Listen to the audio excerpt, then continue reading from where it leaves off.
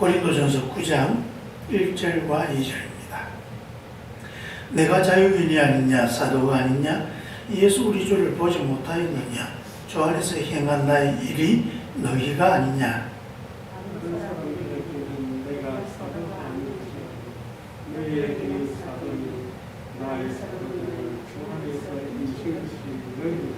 아멘. 바울이 계속해서 복음을 전할 때에 참 많은 어려움과 도전을 겪는데 그 중에 가장 힘들고 어려운 것 중에 하나가 예루살렘에서 내려온 유대주의자들이 바울을 비판하는 것이었습니다. 바울은 사도가 아니다 라고 하는 것이죠. 유대인들이 예수를 믿고 난 뒤에 그들이 예수를 통하여서 복음을 듣고 구원을 받고 자유를 얻었습니다만 그들이 아주 오랫동안 몸에 배워왔던 편견, 유대인으로서 가졌던 그 생각을 뛰어넘는 것은 굉장히 어려운 일이었습니다. 바로 하나님은 유대인의 하나님이다. 이제껏 그들은 한 번도 그 이상의 생각을 해본 적이 없습니다. 하나님은 우리 유대인들의 하나님입니다. 그런데 하나님은 우리 유대인들의 하나님이고 우리의 구원은 다 유대인들에게 주어지는 것인데 하나님이 이방인의 하나님도 되신다는 사실을 도저히 그들은 받아들일 수가 없었던 것입니다. 어떻게 하나님이 이방인의 하나님도 될 수 있다는 말인가? 어디서 그런 불경한 생각을 가지는가? 그러면서 그들은 거기에 대해 아주 극렬히 저항했습니다. 그런 편견은 예수님의 12 제자들도 마찬가지였습니다. 그래서 그들은 복음을 예루살렘과 유대인들에게 전하려고 했지 이방인들에게 전하려고 생각을 하지 않습니다. 그래서 예수님께서 베드로에게 특별한 경험을 하게 합니다. 그 당시에 고넬료라고 하는 이방인의 백부장이 아주 신실하게 하나님을 믿는 사람이었는데 주님께서 환상을 고넬료에게도 보내주고 또 베드로에게도 보여줍니다. 그러면서 베드로에게 하는 이야기가 내가 정하다 한 것을 네가 부정하다고 하지 말라. 세 번이나 그 환상을 보고 난 뒤에 고넬료가 보낸 종이 도착하고 베드로는 고넬료의 초청에 응합니다. 그리고 그들에게 복음을 전하는데 놀라운 환경이 벌어집니다.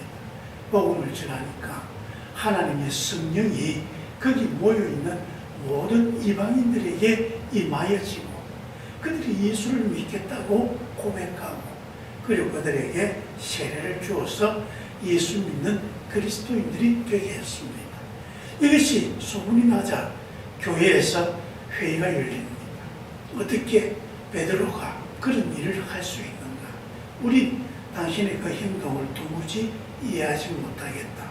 베드로에게 해명을 요구하자 베드로가 자기가 본 환상과 그리고 고넬료 집에 갔을 때 일어난 일들 그들에게 성령이 임하였다는 사실을 이야기하고 그래서 세례를 주었다고 하는 그 보고를 하니까 그제서야 거기 있는 사람들이 하나님이 어렵다고 하시는데 누가 우리가 거기에 대해서 딴지할 수 있겠는가?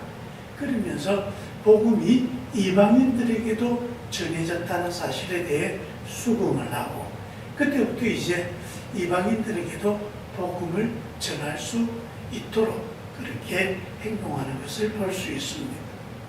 하지만 그럼에도 불구하고 그들은 활동 반경이 이스라엘을 벗어나지를 않습니다. 적극적으로 이방인들에게 복음을 전하려고 하지 않습니다. 그래서 하나님께서 바울을 따로 선택하셔서 그에게 직접 나타나시고 그에게 사명을 주셨습니다. 소명을 주셨고 이제 바울은 그 소명을 따라 나는 이방인의 사도가 되었다. 나는 이방인들에게 복음을 전하겠다. 선포를 하고 이제 이방인들에게 나아가서 복음을 전하고 교회를 세우고 그래서 이방인들 세계에도 이제 복음이 계속해서 힘있게 전해지는 것입니다. 이 소식을 예루살렘에 있는 성도들이 또 들었는데, 이 예루살렘에 있는 성도들 중에서도 유대인으로서의 사명을 특별하게 강조하는 사람들이 있습니다. 일명 유대주의자들, 율법주의자들입니다. 이들은 아직도 생각을 깨뜨리지 못합니다. 하나님은 유대인의 하나님입니다. 하나님은 결코 이방인들의 하나님이 될 수 없다. 어떻게 하나님이 저주받은 이방인들의 하나님이 될 수 있다는 말인가? 이건 하나님을 아주 불경하게 하는 것이다. 그렇게 생각했습니다. 그래서 그들은 바울이 전도한 그 교회, 바울의 세운 교회를 찾아다니면서 두 가지를 이야기합니다. 하나는 여러분들도 유대인이 되어야 한다. 유대인이 구원을 받을 수 있지, 유대인 아닌 자가 어떻게 하나님을 이름을 부를 수 있다는 말인가. 그래서 여러분들이 복음으로 구원을 받았다고 하지만 이제 다시 유대인이 되어야 한다. 유대인처럼 할례를 받고 유대인처럼 율법을 준수하고 그리고 예수를 믿어서 이제 그리스도인으로서 살아야 한다. 그것을 강조합니다. 두 번째로 바울은 틀린다. 바울은 사도가 아니다. 12사도는 우리가 다 알고 있는 것처럼 예수님과 함께 3년 동안 동고동락한 사람이고, 그 중에 가룟 유다는 예수님을 팔아먹어서 자살했고, 그 빈자리를 마띠아가 교회의 선거를 통해서 사도로 추대하지 않았는가. 그 외에는 사도가 없다.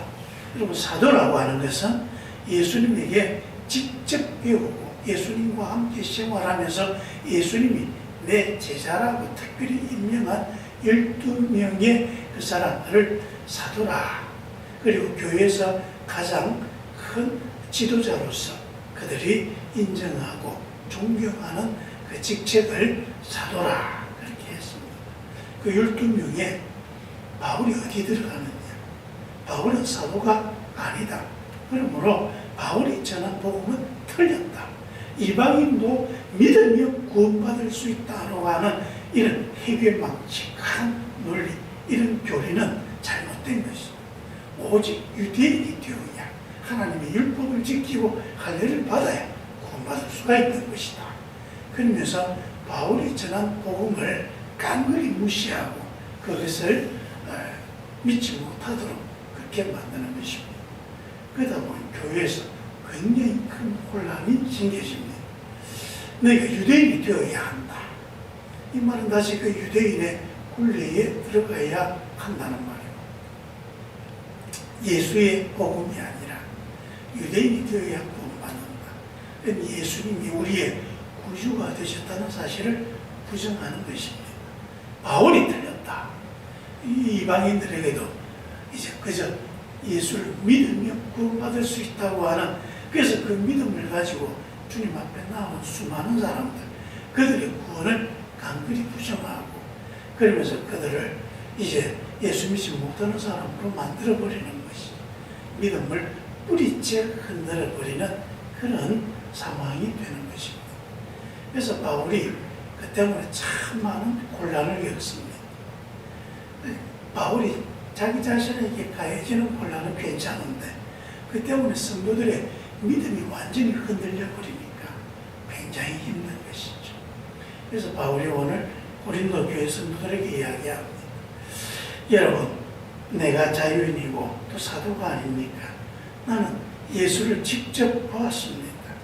그리고 주 안에서 행한 그 나의 일을 여러분들이 보지 않았습니까? 그리고 그런 나를 통해서 여러분들이 구원받지 않았습니까? 다른 사람들에게는 내가 사도가 아닐지라도 여러분들에게는 사도입니다. 나의 사도됨을 주 안에서 인친 것, 인쳤다는 말은 것은 도장을 찍었단 말입니다. 확정을 했다. 내가 사도된 것을 확실하게 보여준 것이 바로 여러분들이 아닙니까? 이 말은 무슨 말입니까? 내가 여러분들에게 사도로서 그 복음을 전했을 때 여러분이 그 복음을 듣고 예수를 알았고 예수를 믿었고 지금도 예수를 믿고 살아가고 있지 않습니까? 여러분이 나를 통해서 예수를 만나지 않았습니까?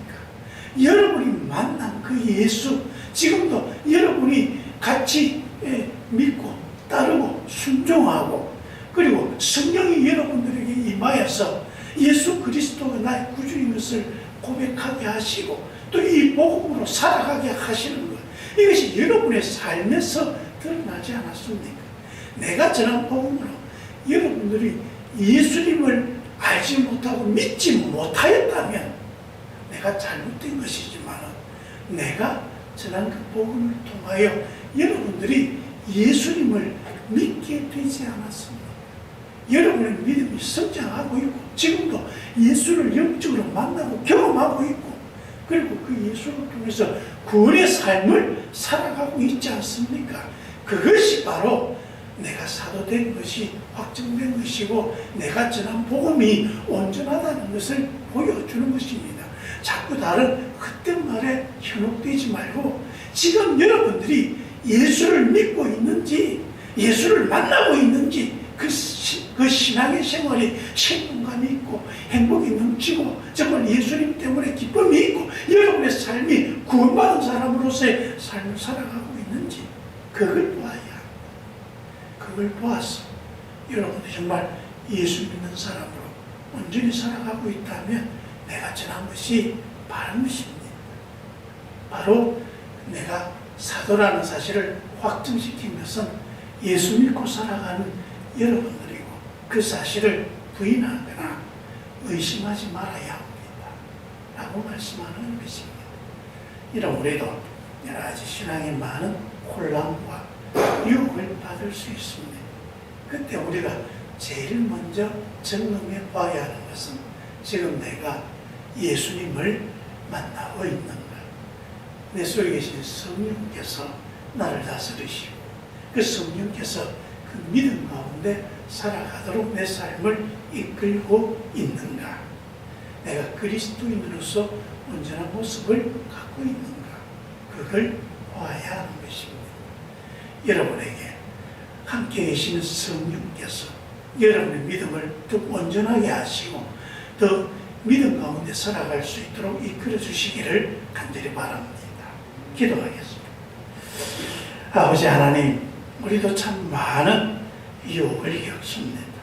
우리의 신앙을 더 든든히 세워주시고 어떤 유혹과 시련에도 또 미혹된 일에 우리가 넘어가지 않도록 도와주시옵소서. 도리어 우리의 굳건한 신앙이 없는 이들이나 흔들리고 있는 을 바로 잡아줄 수 있고 굳게 세워줄 수 있도록 성령께서 이끌어 주시옵소서. 예수님 이름으로 기도합니다. 아멘.